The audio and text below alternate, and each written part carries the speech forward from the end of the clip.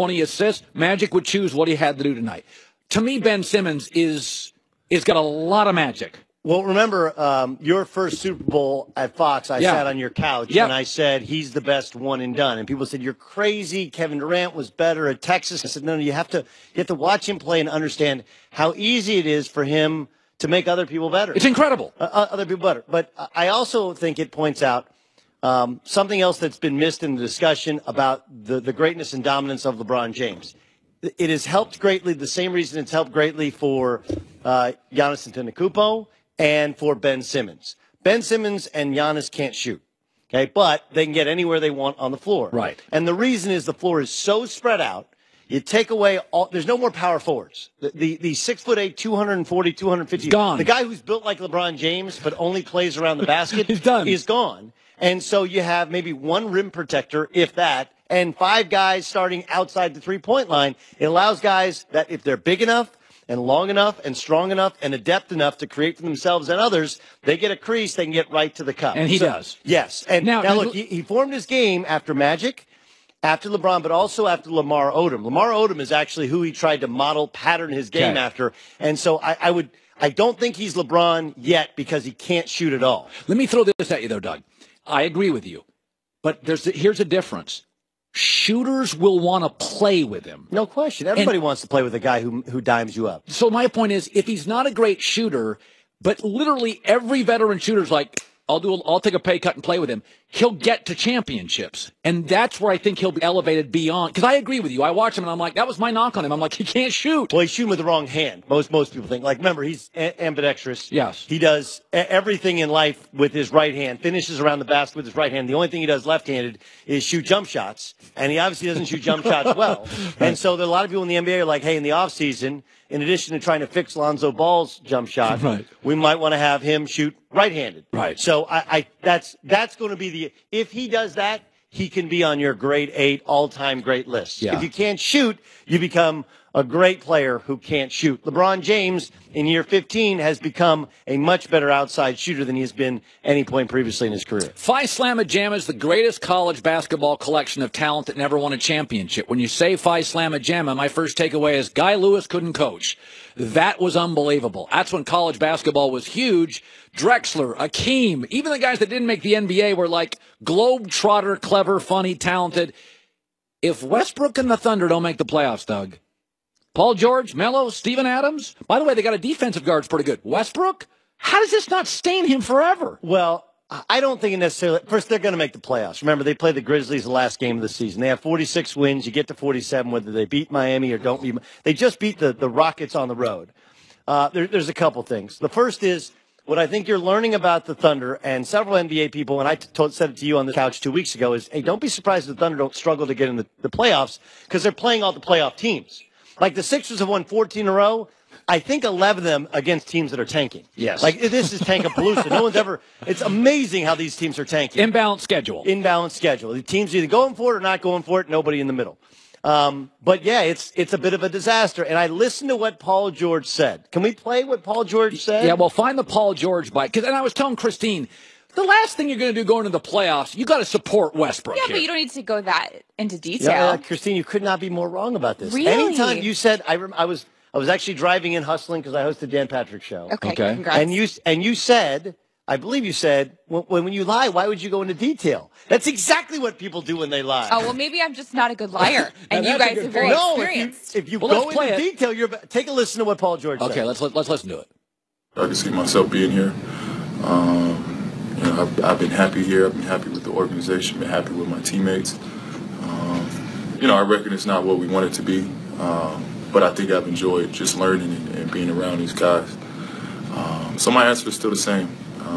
I'm not going to let playoffs or how we finish this season, persuade or indicate where I'm going to go this offseason.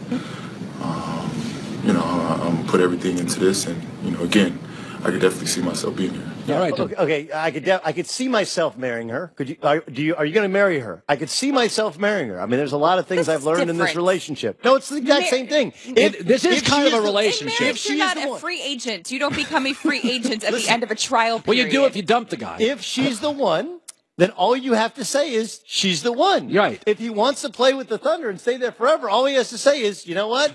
I love it here. Okay, I'm but staying here. I'm not going anywhere else. If the girl has the opportunity to say, all right, after this much time, we're going to reevaluate the relationship, then the guy's ego could be a little weird. And then he could say, I could see us being together, but he also doesn't want to put everything out on the table. My son's lied to me one time.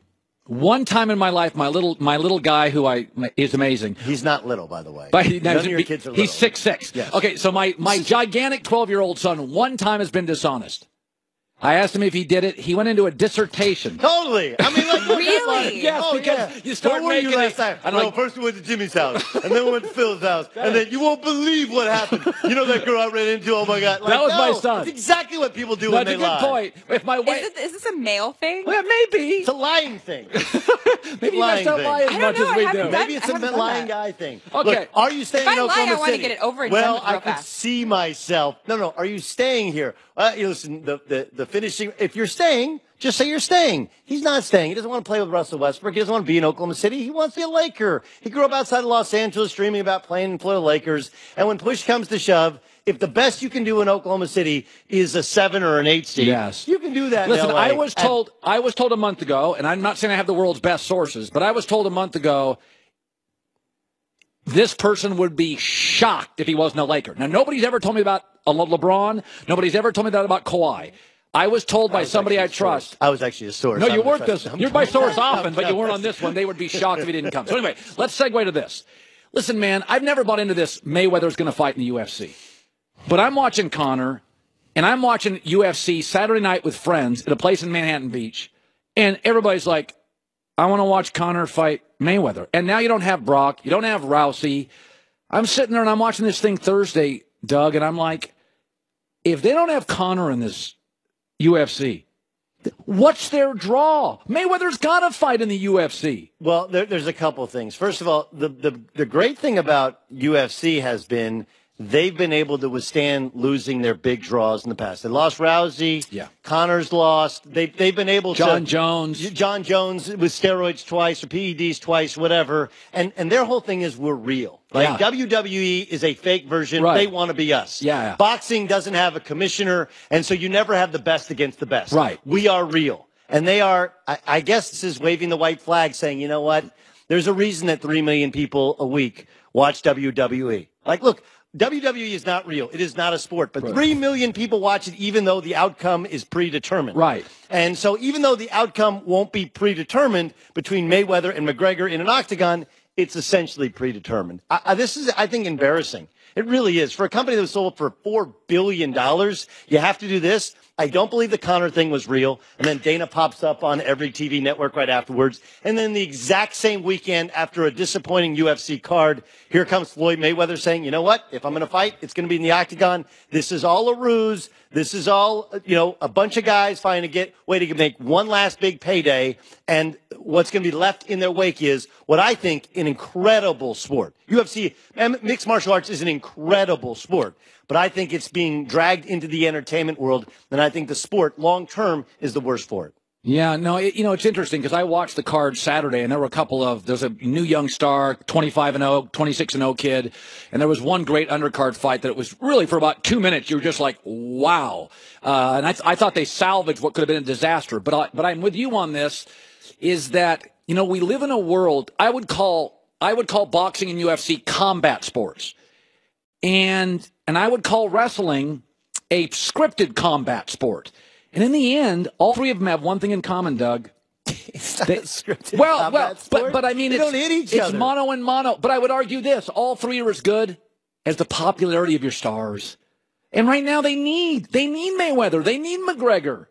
I would watch it if it was on Friday. Need Mayweather. He's not a mixed martial artist. Yeah, but I still want to see it. Just like boxing is great without having Conor McGregor, who had never fought in a boxing match in there. That's not what the sport is about. But baseball didn't need Michael Jordan or Tim Tebow to be popular. But those sports have a 1,000-year history.